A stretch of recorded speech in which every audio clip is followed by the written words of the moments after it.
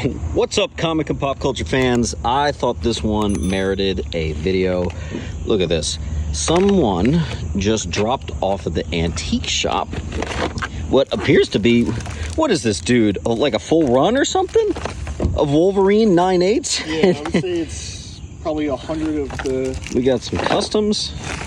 You know, probably close to 100 9/8 of the first ongoing series. And then the most recent volume, I got probably about 70% of that. Wow. The most recent volume, what's that, like volume 7 or 8? Volume 18? Yeah. Look at that. Yep, there's one. You don't have any of the limited series, do you, too? I sold the entire Frank Miller run. Smart man. I had number 1 signed by Frank Miller, and I recently sold that. Okay. But yeah, I already completed that. Well, I know a lot of fans that love Wolverine, so I know this is a good mover. So this is a beautiful thing because I'm someone who loves collecting full runs. I've got my whole like Green Lantern thing going on, and clearly you did the same thing as me, just with Wolverine. Yeah. So that's pretty special. What percentage do you think you're talking that you've got? I would say the first ongoing is 60%. Wow. 70% maybe. And then the most recent volume is definitely 70, 80%. 70, 80%. Okay. Yeah, there's number 7, X-Men 7. Okay. And then there's like X-23, you know, mini-series stuff in there. You know, there's the all the keys are in there from the first Wolverine ongoing. Mm-hmm. Like all the Deadpool team-ups. I just saw a Sabretooth number 1. Yep. There's an all-new number 3. Yeah. That's not the cover I remember. Is that a variant? Or maybe it's just a different volume.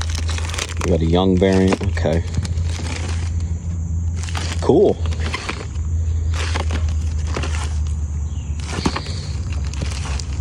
Did you ever get as far as to get a whole CGC registry account? Nah.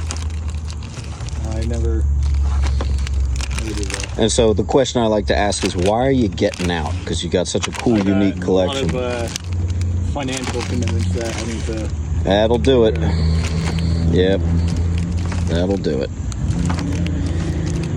I got some Avengers, Children's Crusade, Young Avengers. Okay. Yeah, the first Young Avengers volume, I have probably about 50% of that 12-issue run. Okay. 9/8 also. And I'm also including this. You said this is mostly bulk, but there could be stuff like, we all know, that is actually not a $3 comic. That's quite a bit more than that, actually. Okay. You just brought out more slabs or more raws? More slabs. Sure. Throw it on the pile. Cool. Hulk variant. So we got it. Yeah, that's 2023. I just got a 9/8 of this. Very nice. First Sinister. First cover, yeah. Yep. Okay. That's signed by Barry Kitson. And this is the, whatchamacallit, the... Miles variant. Yeah. Some Last Ronin. Okay. Signed by Eastman. Signed by Eastman, no kidding. Hey, look, more Wolverine. Okay. So what are you keeping? What's in your PC that's staying? Well, I'm holding on to my entire Spawn run. Okay. And my entire Daredevil run. Is it complete? Spawn is... I'm missing 3 issues. And then... Which 3? 212. 174, the first Gunslinger. That's going to be the last one I get. The one special for me. Okay. And then it's just a random book, 294. No value in that book at all. But... And then Daredevil, I have about 50% of volume 1, and then I have volumes 2 through current complete. Okay.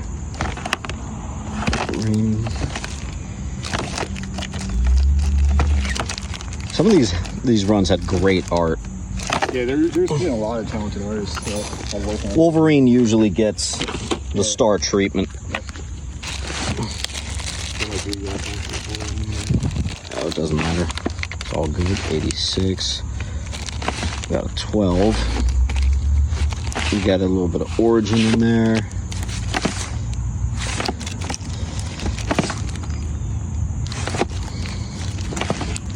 Nice.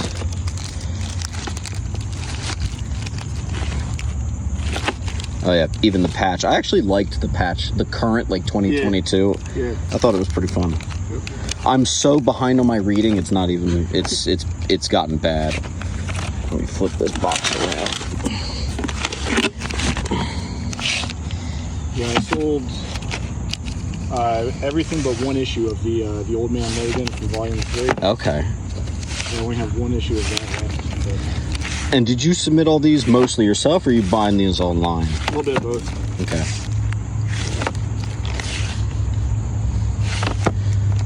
Verse.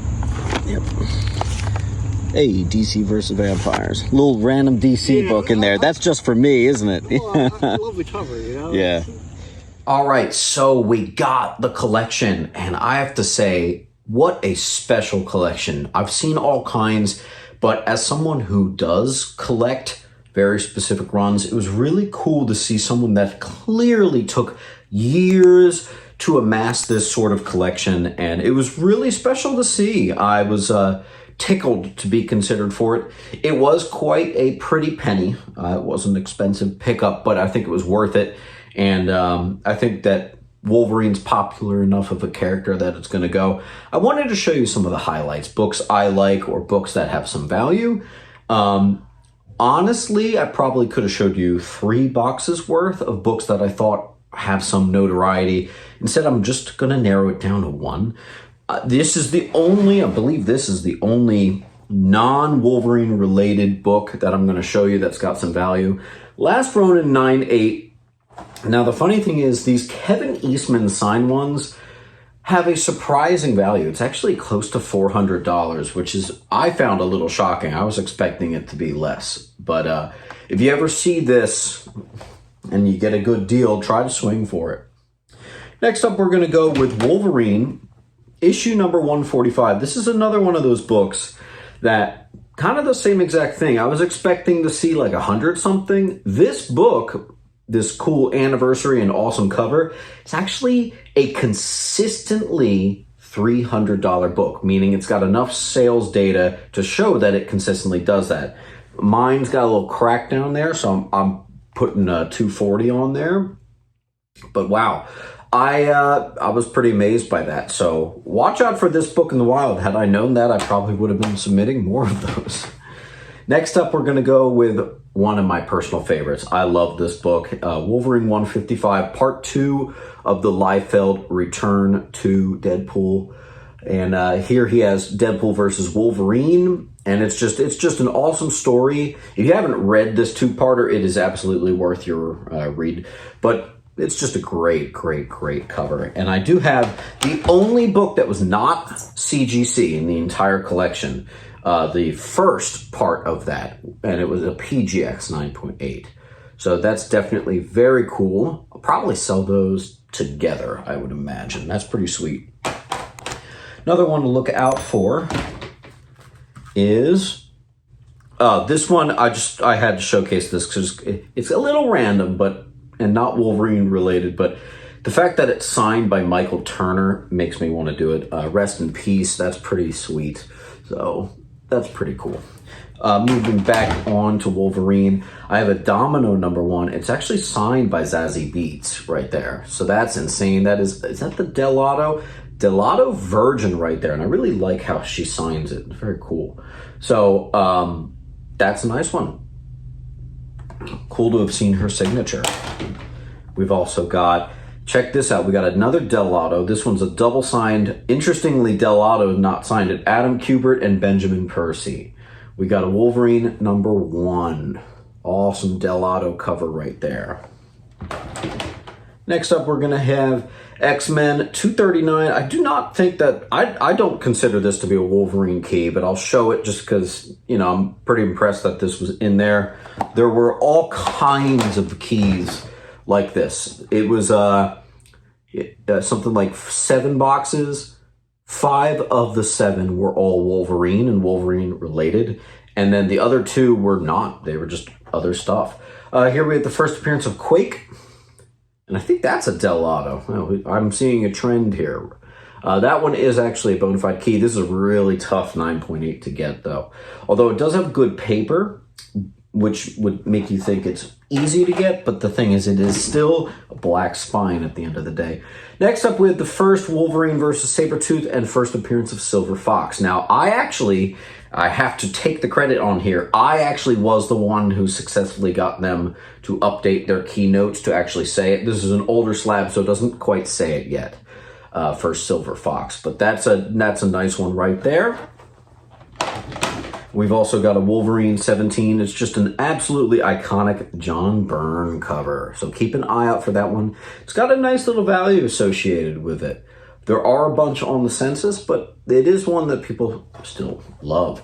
And that's the thing with Wolverine art. You know, I'm only showing keys and kind of the notable ones, but man, they often had really good art in there. I don't know. This, I think, wound up in there by accident, but it is a $150-ish book. Spider-Gwen, first appearance of Spider-Gwenum. Gwen Stacy becomes Gwenum right there. Next up, we have probably the most recognizable. Obviously, we got the 1988 #1, first appearance of Wolverine as Patch. A couple other things going on, but that's basically the main thing. What I have read of this run, I like things a little later on in the run. I don't remember liking it right off the bat. But that is a nice key, especially tough with that black spine. We have a Wolverine #4, first appearance of Bloodsport and Rough House right here. Another one of the high points. That's one of the early 10 issues. That's worth a little bit of coin there. And we went with 88, which actually might have been the most expensive book in the batch. There were a few that hopped over 300. This is one of them. This is actually close to 500, especially right now with all that Hugh Jackman spotted with Ryan. Very cool. We got the first battle of Wolverine and Deadpool. Awesome 9.8. I also have the Wolverine 80. Now, this value is actually tanked hilariously. This is one of those debatable first. There's a test tube in the back that says X23, so people like to say, like, ooh, is that the first appearance of X23? I don't think so, but it is still pretty cool. One of those happy accidents.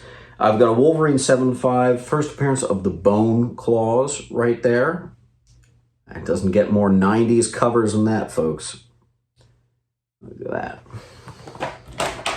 And there were books that were frankly even more valuable than this, but I wanted to showcase the obvious ones, the ones that stand out. Because some of those were like ratio variants that just have a high commanding dollar value. I have an X23 #1 from 2005. Very nice. Pretty commonly submitted book right there. We've got the first meeting of Wolverine and X23. Very nice. That's Uncanny X-Men 450 from 2004. I love that cover. Here's the first X23 versus the X-Men. Nice as well. Those two kind of go hand in hand. And then here's one. This is the first meeting of Wolverine and Venom, which is really cool. Don't forget, a lot of these Marvel Comic Presents, if you flip them over, they have a completely different cover on the back, which is pretty neat. But that's obviously the cover people want to display. The last two I'll show you here real quick is just the first Todd McFarlane on Wolverine. It's actually just a pinup, but that's pretty cool. 1989 Wolverine #6. And one of my most requested books, and I finally actually have it in this time, Wolverine #8. It's an iconic cover. Who does that? Is that Buscema? Yeah. Buscema cover right there, both in the tuxedos. Everybody loves that one, and I understand why. So what a beautiful, amazing collection to get in. I love getting such a focused collection, and I really appreciate the dedication that goes into something like this. I know what it's like to pour your heart and soul and years into collecting this stuff, and it was very, very cool. So I will tell you, it's not going to be immediately, but we are going to have an all Wolverine slab claim sale probably in about 2 or 3 weeks. So start saving up and be ready. It's all gonna go. We're getting rid of it all. And this is gonna be your chance to get some awesome covers, awesome fillers, get some of your favorite stories, and maybe a shot at some of the keys. In the meantime, what a cool collection. If you ever have something you want to show me, I work the antique shop on Wednesdays. Come by, I'll see what you got, and I'll see you at the next video. Keep on hunting. Make sure to come down to Sentiment Depot Antiques and Collectibles, where I'm set up with all of my comics, located at 238 West Delaware Ave, Pennington, New Jersey. Open every day except for Monday and Tuesday. Enjoy 10% off from Wednesday to Friday. See you there.